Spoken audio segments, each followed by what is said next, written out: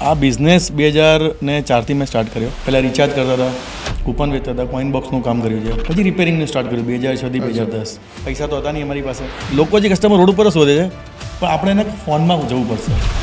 2 વાર અમારા સોશિયલ મીડિયાના પેજ હેક થઈ ગયા. સોશિયલ મીડિયામાં જો તમે અત્યારે નથી, તમારું સ્ટાર્ટઅપ નહીં કરી શકો. પૈસા નથી તમારી પાસે તો પૈસા પણ હું રોકીશ. આજે હું ઓપ્પો માટે એમ કહીશ કે ઓપ્પો ફોન લેવો જ જોઈએ, તો હું મારા દિલથી કહીશ. 2 પર્સન આવ્યા કે ભાઈ આ ઓપ્પોનો ફોન છે, તમારે પહેલાં પેમેન્ટ કરવું પડશે અને તમારે ફોન રાખવો પડશે. એ વખતે ફોન 40,000 રૂપિયાનો હતો. એઆઈ જ ફ્યુચર છે. એઆઈ જોડે તમારે યુઝ ટુ થવું જ પડશે. આ વસ્તુ તમે ફોનથી કરી શકશો એવું કંઈ ક્રેઝી વિચાર આવ્યો છે? ફોન કદાચ તમારા હાથમાં હશે, તમને ખાલી આઈડિયા છે કે F33 આવી રહ્યો છે. હા, પણ F33 ઇઝ અ બૂમ.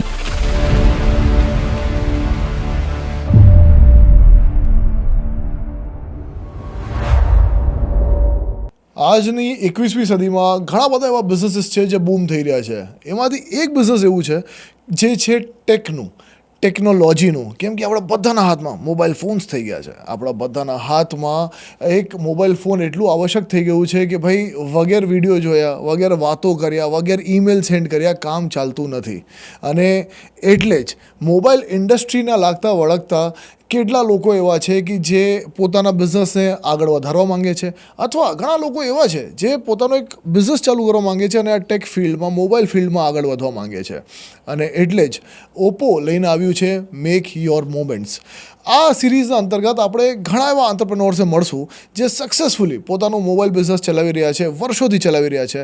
થોડીક એમનાથી આપણે વાતો શીખશું, થોડીક વાતો જાણશું, કેવી રીતે ચાલુ કર્યું હતું એમને પોતાનું બિઝનેસ અને ક્યાંથી ક્યાં પહોંચી ગયા. એ બધી જર્ની તમારા સુધી અમે પહોંચાડવાની કોશિશ કરીશું. અને આજે એક એવા વ્યક્તિ મારી સાથે છે જેમની રીલ અચૂકપણે તમે જોઈ જ હશે, ઘણી વાયરલ જતી હોય છે. સોશિયલ મીડિયા પર જેટલા વાયરલ છે એટલા જ આપણા ગુજરાતમાં ઓફલાઈન પણ વાયરલ છે. 185થી વધારે એમના સ્ટોર્સ છે. એવા મહેતા એજન્સીના ફાઉન્ડર નિલેશજી આપણા સાથે છે. સર, કેમ છો? બસ મજામાં. મજામાં. ઇન્ટ્રોડક્શન બરાબર છે? કંઈ ઘટી ગયું એમાં? પરફેક્ટ છે. પરફેક્ટ છે. તો નિલેશ સર, સૌથી પહેલાં મહેતા એજન્સીની હું વાત કરું. કેટલા વર્ષથી એમાં તો શરૂઆતમાં લઈ જાઓ ને, ક્યારે શરૂઆત થઈ હતી? બેઝિકલી મહેતા એજન્સી સ્ટાર્ટ થયું હતું 2010થી, પણ આ બિઝનેસ 2004થી મેં સ્ટાર્ટ કર્યો. પહેલાં રિચાર્જ કરતા હતા, કૂપન વેચતા હતા, કોઈન બોક્સનું કામ કર્યું છે. પછી રિપેરિંગનું સ્ટાર્ટ કર્યું 2006થી 2010. And then Mehta agency start કર્યું 2010 સ્ટાર્ટ કર્યું. તો ઓલમોસ્ટ 16 યર્સ થવા આવશે. સો 2010માં પ્રોપર બિઝનેસ ચાલુ થયું, પણ આઈડિયા જે હતું 2004થી હતું. સો થોડું હવે હું 2004માં જાઉં. તો શું હતી માઇન્ડસેટ, શું હતું કે ભાઈ એક દિવસ શું કરી બતાવવું છે? એટલે કંઈક એવું હશે ને? એવું તો કશું હતું નહીં કે શું કરી બતાવવું છે, પણ કોલેજની બાજુથી અમે એક સ્ટાર્ટ કર્યું હતું, નાનું સ્ટાર્ટઅપ હતું. ત્યારે માસ માર્કેટિંગ નામ હતું અમારું સ્ટોરનું. ઓકે. રિચાર્જ કરતા હતા અને કોઈન બોક્સનું કામ કર્યું. દેન એરટેલની એજન્સી લીધી, એરટેલની પોસ્ટપેડની એજન્સી લીધી, અને પછી ધીરે ધીરે રિપેરિંગ સ્ટાર્ટ કર્યું. પૈસા તો હતા નહીં અમારી પાસે, વ્યાજે પૈસા લાવ્યા હતા. અને 4 વર્ષ અમે લોકોએ રિપેરિંગ કર્યું. એ અમે કર્યું મૂર્તિમંત કોમ્પ્લેક્સમાં, જે ગુજરાતનું નંબર 1 મોબાઈલનું માર્કેટ છે. અને એ જ સ્ટોર જે 8 નંબર મૂર્તિમંત કોમ્પ્લેક્સનો સ્ટોર હતો, એને જ અમે લોકોએ મહેતા એજન્સીમાં કન્વર્ટ કર્યો 2010થી. કોઈ ટાર્ગેટ ક્યારે રાખ્યો નથી આજ સુધી.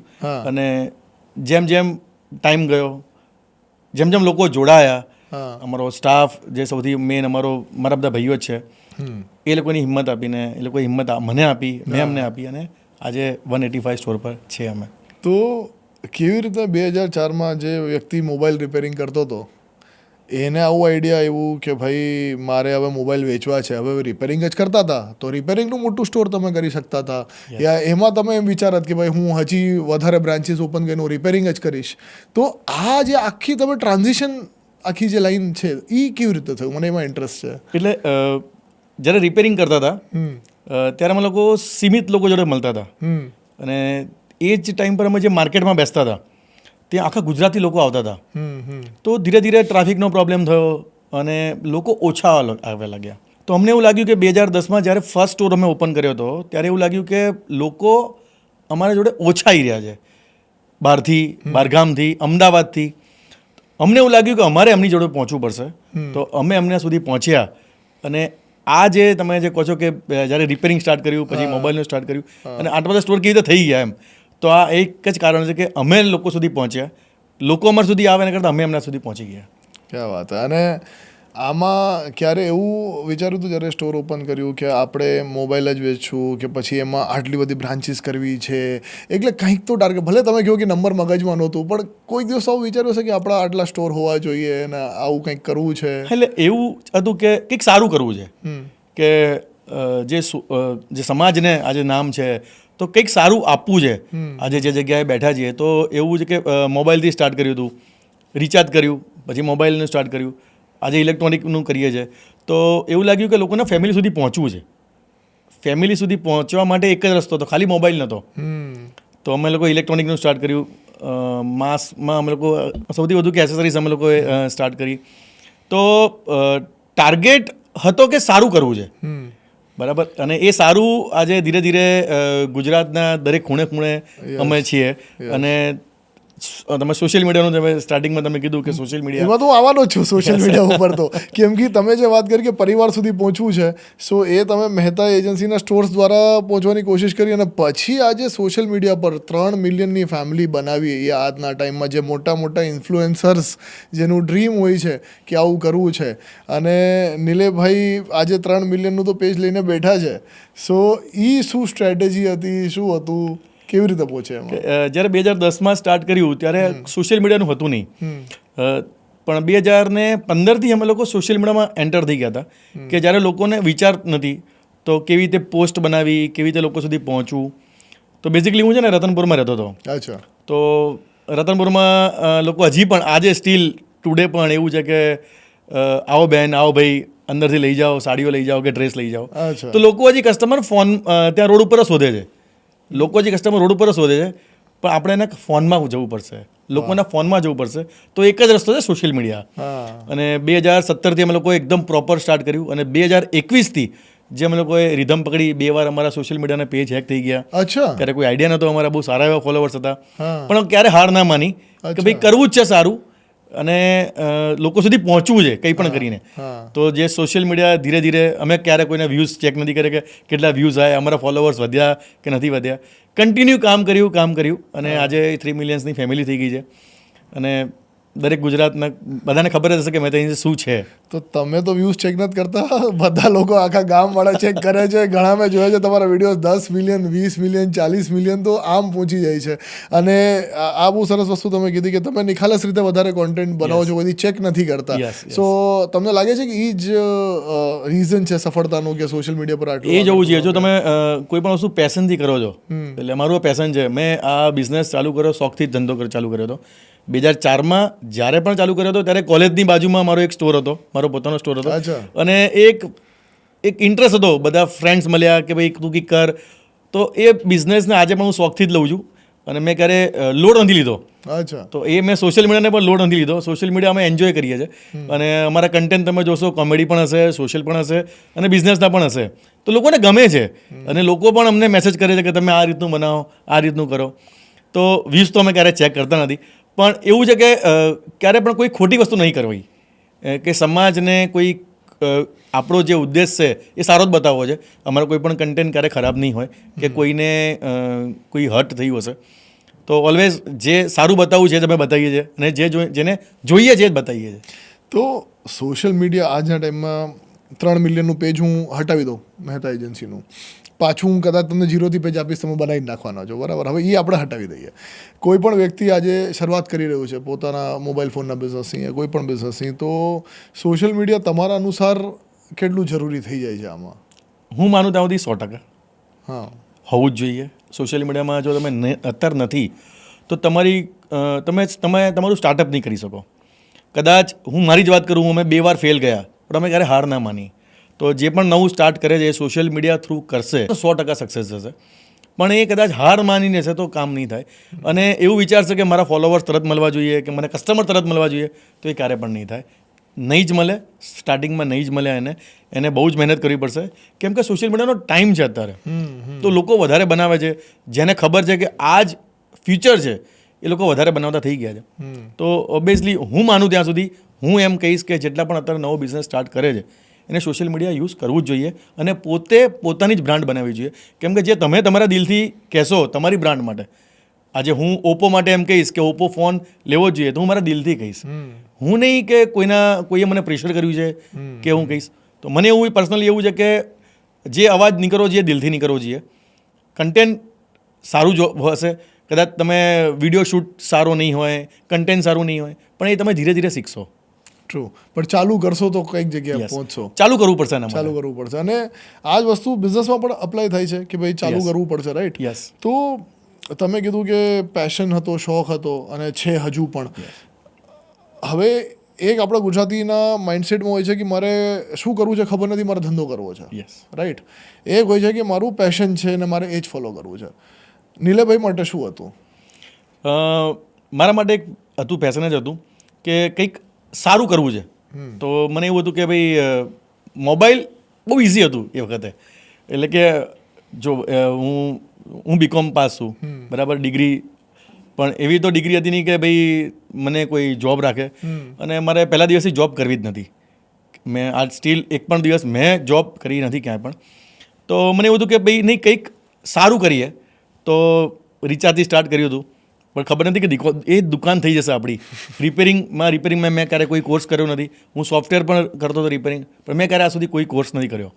તો જેમ જેમ શીખ્યું, અનુભવોથી, લોકોથી અનુભવ લીધા, એ લોકોના એક્સપિરિયન્સ લીધા, અને જેટલું તમે લોકોનો એક્સપિરિયન્સ લેશો એટલું તમે સક્સેસ થશો. તમને એવું લાગશે કે નહીં આ માણસ મારાથી મોટો છે, હું એને એક્સપિરિયન્સ ના લઉં, કે નાનો છે એ મને કેમ સમજાવે, તો તમે ક્યારે કામ નહીં કરી શકો. જેટલું લોકોથી શીખશો એટલું તમારા માટે જ કામ આવશે. ક્યારે આવશે એ આઈડિયા ના રાખતા.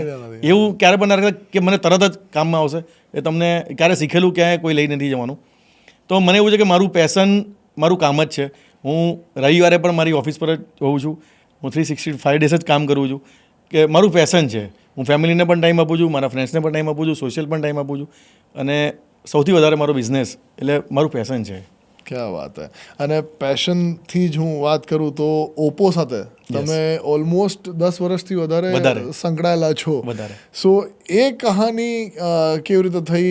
તમારું મુમેન્ટ શું હતું ઓપ્પો સાથે, જે મુમેન્ટ ચાલુ થયો અને જ્યારથી તમારી લાઈફ આખી ચેન્જ થઈ? તો એના વિશે તો બતાવો. બેઝિકલી વાત કરું, 2010થી અમે લોકોએ સ્ટાર્ટ કર્યું. તો ત્યારે કીપેડના ફોન હતા. પછી ચાઇનાના ફોન આવતા હતા, પછી ઇન્ડિયન બ્રાન્ડ બધી આવી, ખાસી બધી ઇન્ડિયન બ્રાન્ડ આવી. 2014માં જ્યારે ઓપ્પો આવ્યું ત્યારે હું અમદાવાદની વાત કરું બેઝિકલી, તો 2 પર્સન આવ્યા કે ભાઈ આ ઓપ્પોનો ફોન છે, તમારે પહેલાં પેમેન્ટ કરવું પડશે અને તમારે ફોન રાખવો પડશે. એ વખતે ફોન 40,000 રૂપિયાનો હતો. ફ્લિપ ફોન આવતો હતો, ઉપરથી કેમેરો ફ્લિપ થતો હતો. ઓકે. એ ફોન જ્યારે સ્ટાર્ટ થયો હતો અને એ વખતે 40,000નો ફોન હતો. હું 2014ની વાત કરું છું. તો અમને વિશ્વાસ ના થયો કે આવું હશે. તો એ પણ અમે પૈસા આપીને ફોન તો લીધા 2. મીનવાઇલ ઓપ્પો તરફથી એક આવ્યું ઇન્વિટેશન કે તમારે દિલ્હી આવવાનું છે. બાય ફ્લાઇટની ટિકિટ આવી, હોટલની આવ્યું. અમે દિલ્હી ગયા અને ટોટલ ઇન્ડિયામાંથી આઈ થિંક 400 પર્સનને ત્યાં બોલાયા હતા. એ વખતે એના બ્રાન્ડ એમ્બેસેડર હતા આપણે ઋતિક રોશન અને સોનમ કપૂર હતા. ત્યારે એ લોકોએ ત્યાં લોન્ચિંગ કર્યું, ત્યારે અમને કંઈક વિશ્વાસ થયો. અને 2014થી 2026 એ જે આખી જર્ની છે, એ જર્નીને હું તમને કદાચ 2 મિનિટમાં તો નહીં પોસિબલ કે હું તમને કહી શકું, પણ એ જર્ની અમારા માટે as a retailer, as a dealer, as a Mehta agency હું તમને કહું કે અમારી સક્સેસમાં એમનો બહુ મોટો પાર્ટ છે. કે અમે જે 1 સ્ટોરથી 185 સ્ટોર પર આવ્યા છીએ, એમાં બહુ બધો રોલ છે એનો. ક્યાં વાત હે. અને ઓપ્પોની વાત કરીએ અને એઆઈની વાત ના કરીએ એવું શક્ય નથી. અને અત્યારના એઆઈ એવું થઈ ગયું છે કે દરેક ફોન જે આવે છે એમાં એઆઈ તો આપણે માની લઈએ છીએ બાય ડિફોલ્ટ હશે જ, એના સિવાય વાત જ નથી થતી. તો શું તમે જુઓ છો એઆઈ અને ફોનના ફ્યુચરને? કે તમને શું લાગે છે કે આજથી 5 વર્ષ કે 10 વર્ષમાં તમને ફોન કેવા દેખાશે, એઆઈ કેવું હશે? શું તમારું કોઈ વિઝન છે ને લઈને? આથી 5 મહિના પહેલાંની વાત કરું કે એઆઈ જેવું હતું જ નહીં, બરાબર. અને અત્યારની વાત કરું તો એઆઈ તો જે કસ્ટમર છે, જે યંગ કસ્ટમર છે, સૌથી પહેલાં પૂછે છે કે એઆઈમાં આની અંદર કેટલા ફીચર્સ છે. પહેલાં રેમ રોમ પૂછતા હતા, બરાબર, પહેલાં પ્રોસેસર પૂછતા હતા, કેમેરો કેવો છે પૂછતા હતા. હવે આખું ચેન્જ થઈને આવી ગયું છે એઆઈ. એઆઈ હું વાત કરીએ કે હું ગુજરાતની વાત કરીએ કે ઇંગ્લિશ કેટલાને આવડે છે કે ઇંગ્લિશ કેટલાને નથી આવડતું. તો તમારે કોઈ લેટર લખવો છે, કોઈ એસે લખવો છે, બધું એઆઈ તો થઈ ગયું છે. બહુ જ ઇઝી થઈ ગયું છે તમને અત્યારે તમારા માટે. એ વસ્તુ સાચી છે કે એઆઈ આવવાથી ક્યાંક ને ક્યાંક તમે થોડા ડાઉન જશો કે તમે તમારું માઇન્ડ યુઝ નહીં કરો, બરાબર. બટ એઆઈ જ ફ્યુચર છે. એઆઈ જોડે તમારે યુઝ ટુ થવું જ પડશે. કેમ કે એઆઈના જ્યારે 4 મહિના પહેલાંથી જે પણ ફોનમાં આવતા હતા એમાં જે ફીચર્સ હતા અને અત્યારના ફીચર્સમાં આસમાન જમીનનો ફરક છે. એટલું બધું આપી દીધું છે એની અંદર કે તમારું લાઈફ બહુ ઇઝી થઈ ગઈ છે. એટલે એઆઈ જરૂરી છે અને હજી જે નવા નવા ફીચર્સ આવશે નેક્સ્ટ બહુ સારા આવશે. શું કઈ દિવસ આમ બેસીને કોઈ દિવસ વિચાર્યું સૌથી ક્રેઝી વસ્તુ શું થઈ શકે ફોનમાં જે હજુ સુધી કોઈએ વિચાર્યું પણ નથી, પણ મને એવું દેખાય છે કે 10 વર્ષમાં આ વસ્તુ તમે ફોનથી કરી શકશો, એવું કંઈ ક્રેઝી વિચાર આવ્યો છે? એક વિચાર છે કે ભાઈ ફોન કદાચ તમારા હાથમાં હશે.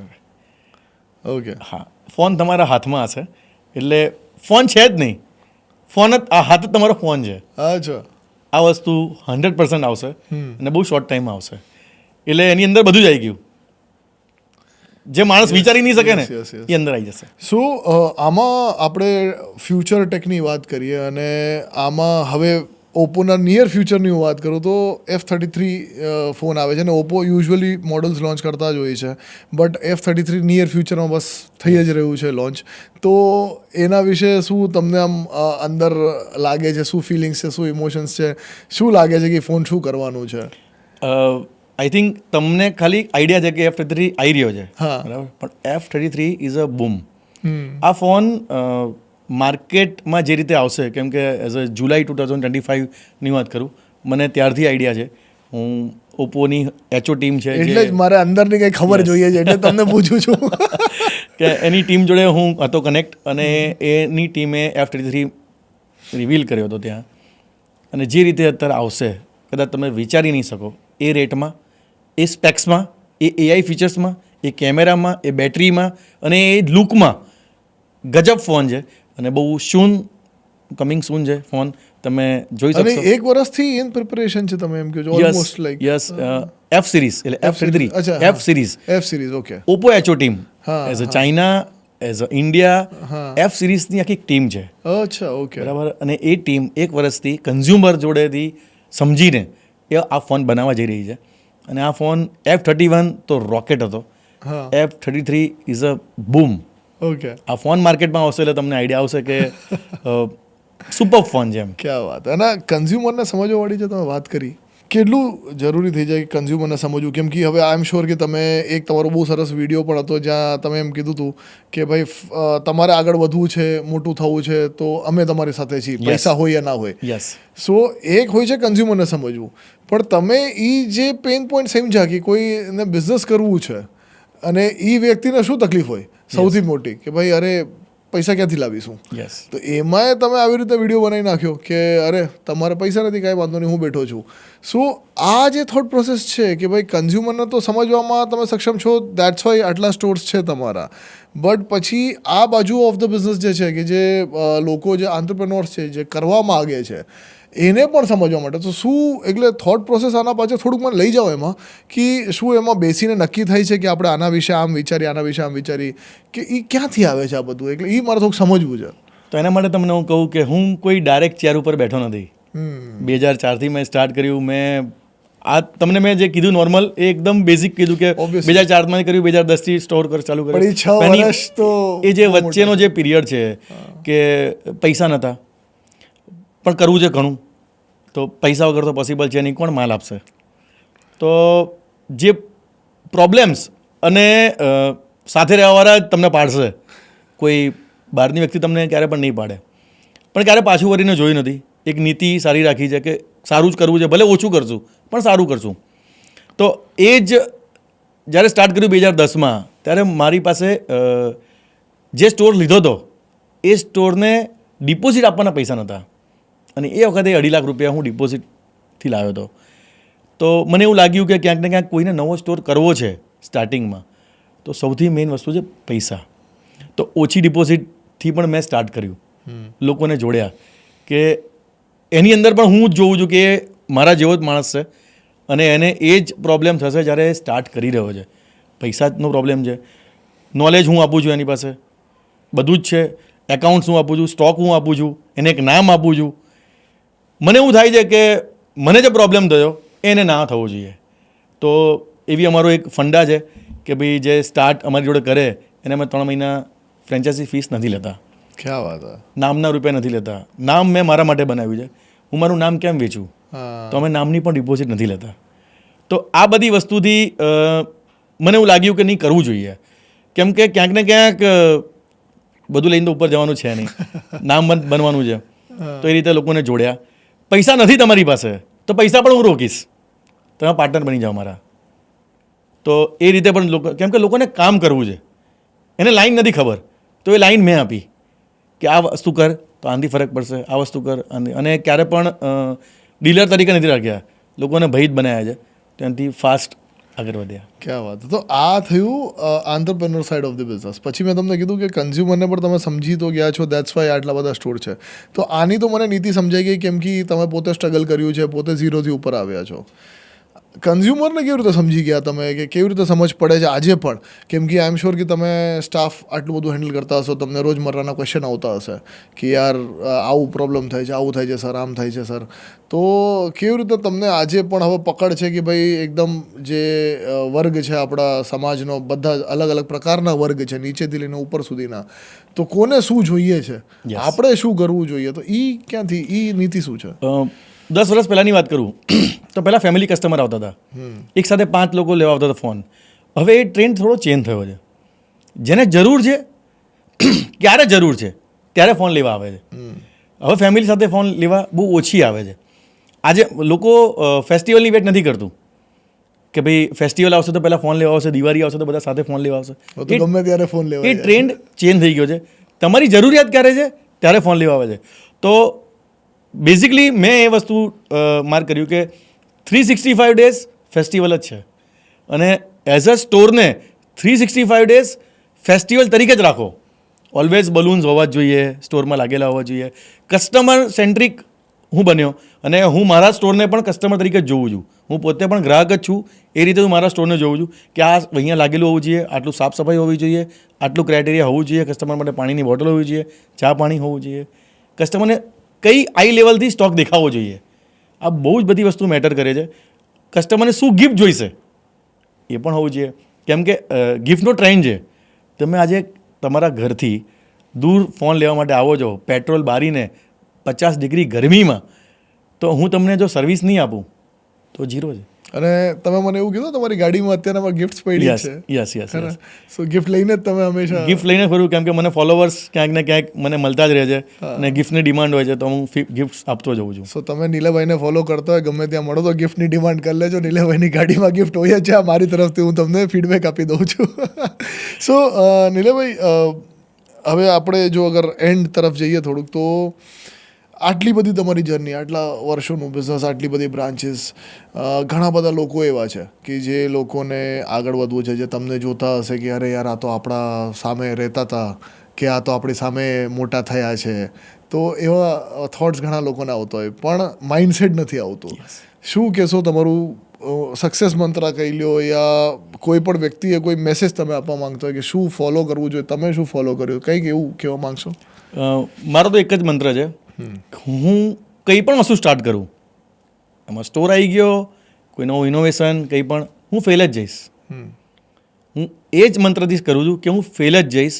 જો હું એમાં સક્સેસ ગયો તો મને ખુશી વધારે થશે, ફેલ ગયો તો મને કોઈ દુઃખ નહીં થાય, કેમ કે મને ખબર છે હું ફેલ જ જવાનો છું. તો બેઝિકલી પહેલાં તો એક જ વસ્તુ રાખવાનું કે તમે ફેલ જ જશો કંઈ પણ કરશો. તમે વિડીયો બનાવો છો, તમે કોઈ સ્ટોર ઓપન કરો છો, કે તમે કોઈ નવું ઇનોવેશન કરી રહ્યા છો, તો એમ જ વિચારજો કે તમે ફેલ જ જશો, તો તમે 100% ખુશ રહેશો. કેમ કે ખુશ રહેવું છે ને એ બહુ જરૂરી છે ધંધા માટે. અને બીજી વસ્તુ કે નીતિ, તમારી નીતિ કેવી છે સ્ટાફ માટે, તમારા પાર્ટનર્સ માટે અને કસ્ટમર માટે. સારું આપો, પ્રોપર આપો, અને એ પ્રાઇસથી આપો. કસ્ટમર ખુશ થઈને જવો જોઈએ. તો જેટલા પણ ને નવું બિઝનેસ કરવો છે, કે જે આ બિઝનેસમાં છે પણ પ્રોબ્લેમ આવી રહ્યા છે, તો એમને કંઈ ટેન્શન કરવાની જરૂર નથી. ઓલરેડી એ બિઝનેસમાં તો છે જ, બરાબર. થોડું ચેન્જ થવાની જરૂર છે, કેમ કે અપડેટ થવાની જરૂર છે.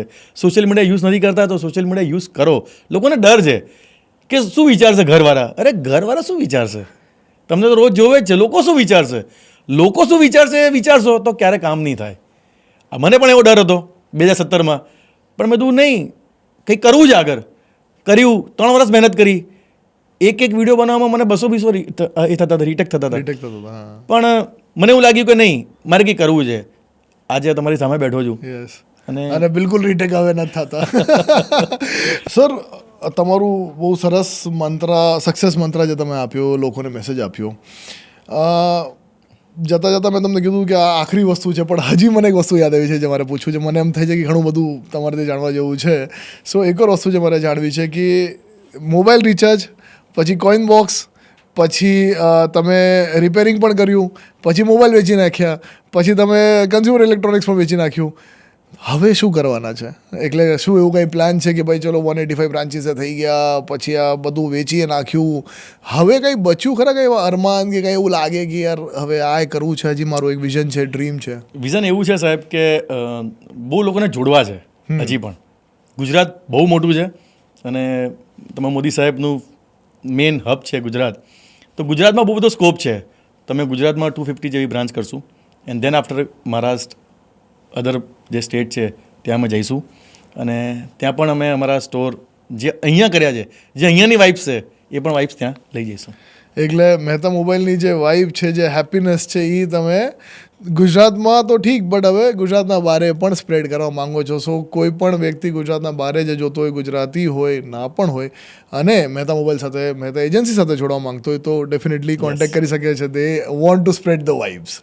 નિલેશભાઈ, જતાં જતાં મારે સૌથી મહત્વપૂર્ણ સવાલ પૂછવો છે તમને કે હવે પકડ કેવી છે? તમે રિટેલમાં, તમે હવે કાઉન્ટરમાં બેસો છો, કોઈ દિવસ હવે કસ્ટમરને કંઈ વેચવાનો વારો આવે છે કે હવે સાવ કેબિનમાં? બહુ ઓછું આવે છે કેમ કે કામ વધારે છે, મીટિંગ્સ એટલી બધી હોય છે, તો રિટેલમાં ક્યારેક ક્યારેક આવે છે વારો, પણ બહુ ઓછું આવે છે. તો એક ફન એક્ટિવિટી છે જતાં જતાં આખરી વસ્તુ કે તમે કહો છો પ્રેક્ટિસ છૂટી ગઈ છે, હવે એકલો વારો નથી આવતો, તો હું તમને મોકો આપીશ. તો હવે અને માની લો કે આ F33 ફોન છે યસ કે જે આવવાનું છે, તમે જ કીધું બૂમ છે, યસ પણ મને જરૂર નથી, યસ. તો આ રહ્યો તમારો ફોન, મને કંઈ લાગતું ઓળખતું નથી. 30-40 સેકન્ડ, 30 સેકન્ડ હું તમને આપું છું, તમારે મને વેચવાનું છે. બોલો હવે શું કરવાનું થાય છે?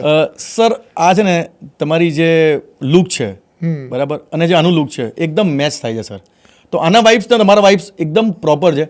તમને કેમેરાની જરૂર છે, તમે બહુ સારા વિડીયો બનાવો છો, પોડકાસ્ટ કરો છો, રીલ્સ બનાવો છો, તો આનો કેમેરો તમારા માટે જ છે સાહેબ. અને તમારે 100% આ યુઝ કરશો તો તમે સક્સેસ જશો જ, એ મારી ગેરંટી. અને ના થાવ તો ફોન પાછો આપી જજો, હું તમને પાછો લઈ લઈશ. એટલે પાછું આપી શકું તમને? યસ, 100%. વ્યૂઝ આવશે મારા વિડીયોમાં? 100% આવશે સાહેબ. તમે આ ફોનને યુઝ કરો, તમને વાઇબ્સ મળશે, કેમ કે તમારી વાઇબ્સ અને આની વાઇબ્સ મેચ થાય છે. સર તમે આવું મારી વાઇબને તમે લાવો આપી દો સર, આપી દો. તમે જો વાઇબની વાત કરી ને ત્યાં મને એમ થયું કે યાર ચલો હવે આપણે હીરોવાળી ફિલિંગ આપી દીધી થોડીક મને. Sir thank you so much, તમે આટલું સમય આપ્યો અમને અને ઓપ્પો મેક યોર મોમેન્ટ્સ, તમારા મોમેન્ટ્સ તમે કેવી રીતે બનાવ્યા અને આટલી આગળ સુધી તમે આવ્યા, અને આઈ એમ શ્યોર ઘણા બધા લોકોને ઘણી બધી વસ્તુ શીખવા મળી હશે. Thank you so much once again. Thank you very much.